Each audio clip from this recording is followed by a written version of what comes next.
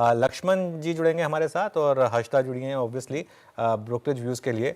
लक्ष्मण जी, एक चीज़ बताइए, आप इस समय एक शायद प्रधानमंत्री जी ने एक ब्लॉग भी लिखा है आज सुबह सुबह। पहले तो क्योंकि वो ब्रेकिंग न्यूज़ आ रही है उसके ऊपर एक बात हो जाए, क्या लिखा है प्रधानमंत्री जी ने?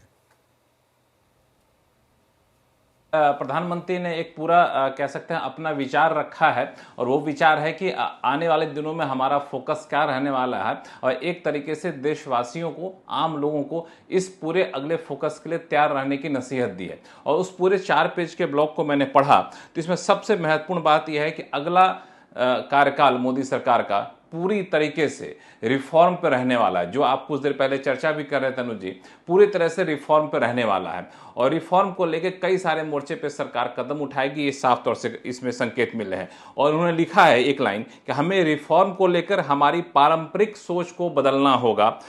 इसका मतलब है कि कुछ नए रिफॉर्म नए तरीके से होंगे, ये तय है। दूसरी चीज कि इन्होंने एक बार और रखा है कि रिफॉर्म, परफॉर्म और ट्रांसफॉर्म का विजन सामने रखा है, उसी की तरफ सरकार आगे कदम बढ़ेगी।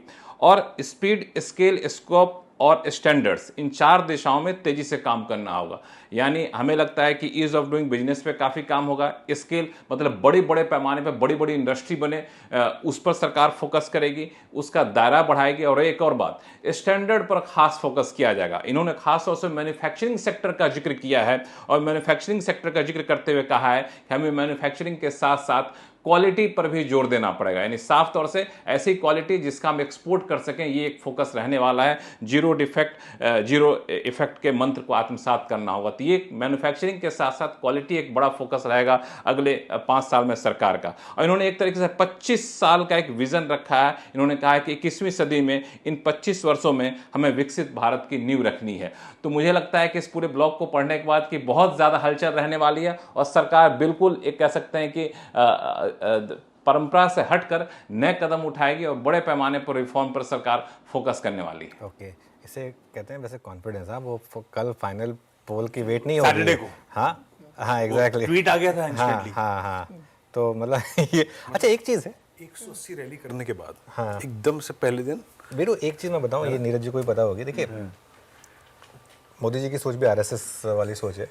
आरएसएस की सोच 100 साल की होती है। कि जो आप अभी देख रहे हैं ना, ये इसका जामा आरएसएस ने 100 साल पहले बनाया था। मैं मजाक नहीं कर रहा हूँ। आज की डेट में भी अगर आप जो आरएसएस के अगर फंक्शनरीज के साथ बैठेंगे और उनके साथ आप अगर 15-20 मिनट बिताएंगे ना, आपको एक अलग विजन मिलता है कि वो क्या, मतलब वो क्या सोचते हैं। उनका 100 साल का व्यू होता है। जैसे प्रधानमंत्री जी बोल रहे हैं 2047 तक हमको विकसित भारत बनाना है। ऑब्वियसली वो तो व्यू है ही, लेकिन उसके आगे क्या करना है उसका भी एक व्यू बनाकर लेकर चलते हैं। चलिए।